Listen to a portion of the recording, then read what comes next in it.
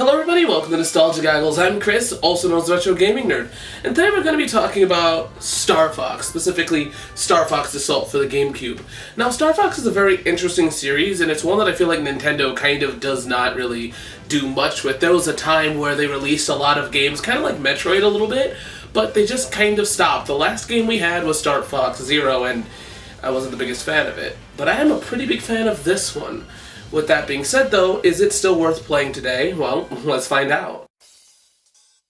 So Star Fox Assault story is set a year after the events of Star Fox Adventure. After Andros is defeated, his nephew Andrew Oinkeny pulls back to Planet Venom and leads a rebellion against Corneria. General Pepper and the army of Corneria hire the Star Fox team with their new members, Crystal, to help with the war. However, both sides are attacked by robot bugs called the Aporoids, who quickly become the primary antagonists of the story. The Aporoids wish to infect and assimilate machines and organic life forms into their hive mind, so it is up to Star Fox to help protect the galaxy and destroy the Aporoid Queen. Now, there's going to be a theme to this episode, and that is Nintendo's full of shit. And I'm going to say this again in this episode, so hold on. One of the things that I remember Nintendo saying, and this might not even be something they say, this might be something that somebody told me, and I believed it because Nintendo is this kind of a company to do something like this. But one of the things is that Nintendo said that if they cannot do something new with a game, they will not release it, or they will not do something with it. They have to do something new. Narrative is new, okay? You don't always have to do new gameplay mechanics. Having a new narrative is great and refreshing. We do not always have to have Ganon. We do not always have to fight Bowser. Some of the greatest Nintendo video games has had a new villain, and this is one of them. Listen. As much as I love Star Fox, it's really cool to not have to deal with Andros. It's really cool to not have to deal with Andros. There is a boss fight in the game that is very similar, but that's near the beginning, and it is not Andros. It is so refreshing to have the game have an enemy that is not just one that is familiar. It makes the threat better. It makes the threat more fun. It makes the game feel new and fresh, which is all sometimes you need is narrative freshness. And this game does it, for God's sake. This game on multiple occasions has done new things, and I'm not gonna spoil it here, but there are things within the narrative that definitely change up what Star Fox is known for, and I love it, and I can't get enough of it, and I really hope that if anybody at Nintendo sees this video, I want them to take one thing away, and that is the concept that if you're going to say these bullshit things, like you need something bigger or new, sometimes narrative is enough, and even then, this game does more than that, but that's where we get more into the gameplay, and that's what we're going to move into.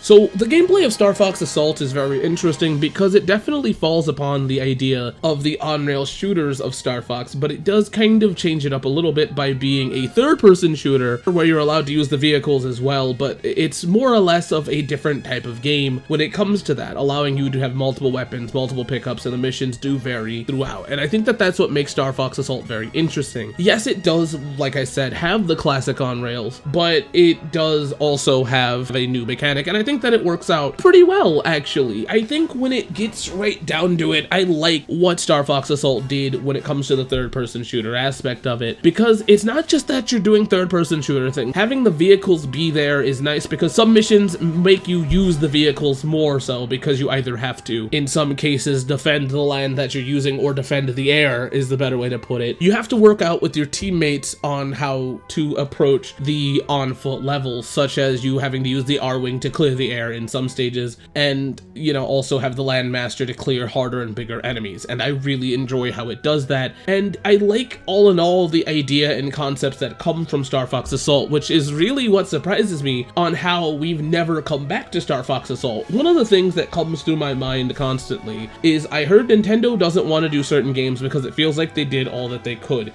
This game is perfect proof that that is absolute bullshit, because when it comes to Star Fox Zero, they told that concept to fuck itself, because all Star Fox Zero is a modernized version of Star Fox 2's Air Wing, and that's pretty much it.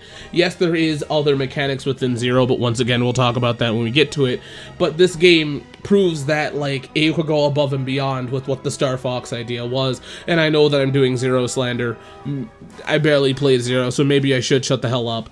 But when it gets right down to it, though, I guess if you're wondering why I went on that rant, it's to just tell Nintendo, I'm watching you, I know what you're doing, I'm listening.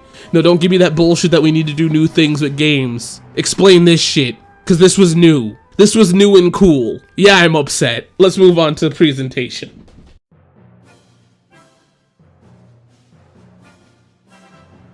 This game is just awesome to look at and awesome to hear. I really love the GameCube era of games. I took it for granted back in the day, and I feel like most of us have, but god damn was the GameCube great. And you're gonna hear me say this multiple times, but I absolutely love this era, and this game is beautiful as well. Starfox Assault has a very interesting take on what the Starfox universe looks like, being a little bit more angular when it comes down to the Landmaster and the Air Wing, but I think that I absolutely like it. Even their main ship is a little bit more angular, but I really like the way that they took this game and the way that they approached it, especially with the redesigns of all the characters, and I absolutely like that. Not only is the redesign interesting, but the way that the characters are handled is interesting, feeling like there is growth between the Starfox characters, such as Falco not being a dick, and Slippy telling Falco to fuck off on multiple occasions, which really takes me aback. It clutches my pearls, because damn, he just damn. Speaking of characters, it's also interesting to see Fox and Crystal's relationship as well, and even just the relationships of other characters like Wolf and Fox, and really this game just does a really good job at character and just everything when it gets right down to the presentation. I really enjoy it. Even the enemies are interesting within the Aperoids, and last but not least, another thing that's really cool about this game presentation wise is the fact that it's willing to acknowledge the past with the dinosaurs and also build upon it. Not much, but still build upon the world and make it look very similar, but also within the world that it's in, and I just really like the way that this game presents itself and handles itself in this way. With that being said, let's move on to accessibility, because it doesn't really matter if you can't get your hands on this game.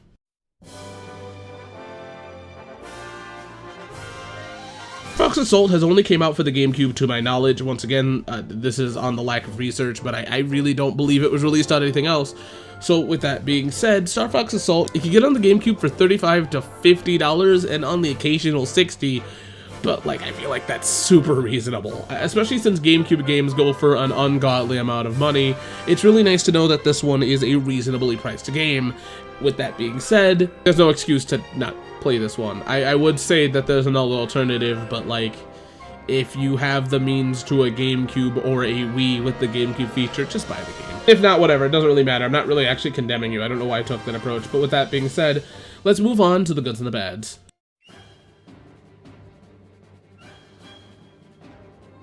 Starfox Assault is one of my favorite Star Fox games. Argumentatively, I'd even say that it is my favorite Star Fox game because of what it does. It decides to take the Star Fox formula and do something not 100% new, but it does add a new mechanic, which is the on-foot segments, which I super appreciate. I appreciate that they work very well. I appreciate the way that this game works. I appreciate the on-rail segment. I appreciate just this game in general. I think that this game did a really good job, and I think that I would have loved to see more of this style of Star Fox game, but instead we really didn't get that. Now, I have not played Command Mission too much, and nor have I played Zero too much either, but I know that those games are definitely more on what I think would be on the traditional side, and I'm saying that loosely. I understand that Star Fox Command Mission does do different things, such as different endings and also different options and so on and so forth, which I think is worth it, but I will say that I would love to see Star Fox do more than just be an on-rail shooter. Yes, I understand that Zero was more than that as well, adding a new mechanic of the Air Wing having feet, once again like in Star Fox 2,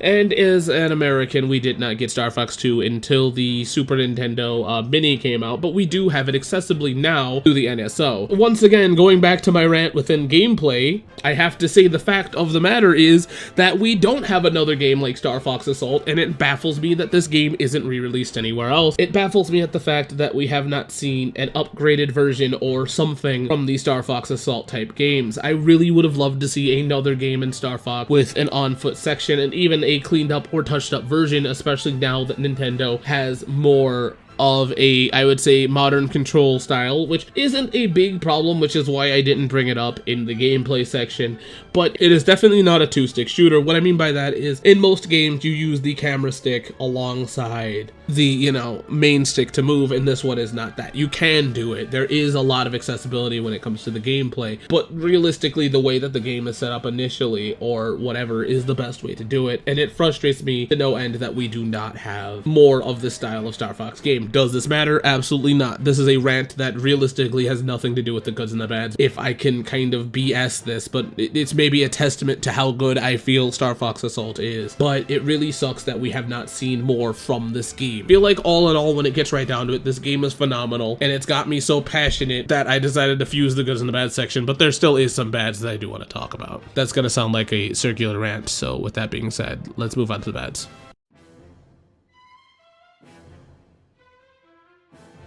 I feel like in the goods you can kind of tell where I'm going to go, so I'm going to kind of keep it short.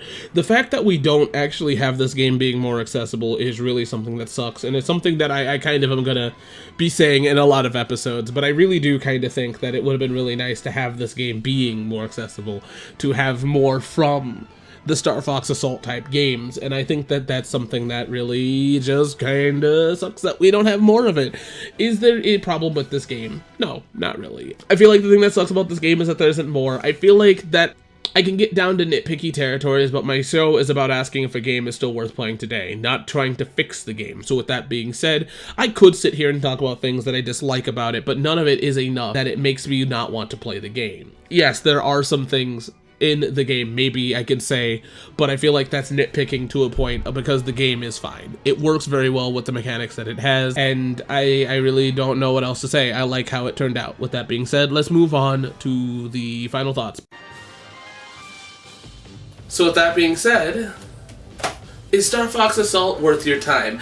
Absolutely, and I would love to see Nintendo port this to the NSO or some kind of thing. I know the NSO doesn't have a Gamecube section yet, but I'm really hoping they do with the new console, or maybe within this year they kind of put it over. Nintendo said that they're looking to kind of keep the like NSO thing living throughout their consoles, so hopefully what they mean by that is it moves onward. So if we do get a GameCube announcement, this needs to be one of the first games. I think that this game is great. Maybe instead of porting it, I would probably like to see a remake, mainly to allow the twin sticks to work, but even then, that's not something that needs to happen. So really, I don't know where to kind of stand with this game. I think all in all, this game definitely is worth playing, and if you get a chance to, with the price that it is, I'd recommend checking it out. Or, you know, you could always hang out with dolphins. It's another good way to... That being said, what's your favorite Star Fox game, or what's your favorite GameCube game, since this game kind of runs into that weird era of GameCube, so that's a fair game too. Leave it in the comment section below, and I'll see you guys next time here on Nostalgia Goggles. I need to stop stealing my partner's outro. Bye!